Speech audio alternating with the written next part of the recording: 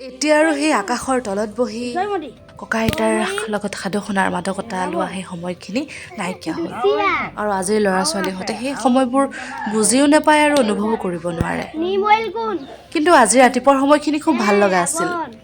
ৰাতিপুৱা সকলো একেলগে বহি এনেদৰে জুই শেষ লওঁতেই সেই পুৰণি সময়বোৰ মনত পৰি গ'ল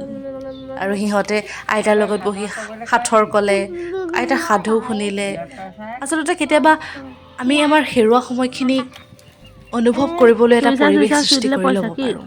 আৰু আজি ৰাতিপুৱাটো খুব বেছি ভাল লাগিল সেইকাৰণেই আৰু ইহঁতে খুব গুৰুত্ব দি শুনিলে কথাবোৰ আৰু হয়তো সিহঁতি বুজিবলৈ চেষ্টাও কৰিলে যে এনেকুৱা এটা সময়ো আছে যেতিয়া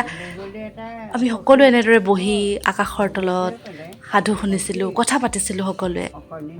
গতিকে কেতিয়াবা এনেদৰেও ভাল লাগে ভিডিঅ'টো আপোনালোকলৈ আগবঢ়ালোঁ বগলী উৰি গৈ আৰু বিলত আৰু খাপ লওঁতে মাছ আহিব ধৰিম বহুত সময় হৈ গৈছে বগলী আহি পোৱা নাই এইপিনে অকণীয়ে জুইকুৰা ধৰোঁতে পুটুককৈ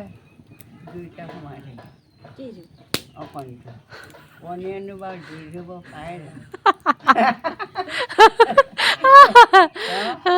তাৰপৰা বগলী আহি সখী বিচাৰি ফুৰিছে সখী নাই ক'লৈ গ'ল সখী জুইতে সোমাই এনেকুৱা সাধু হ'ব লাগে ক'বলৈ যদি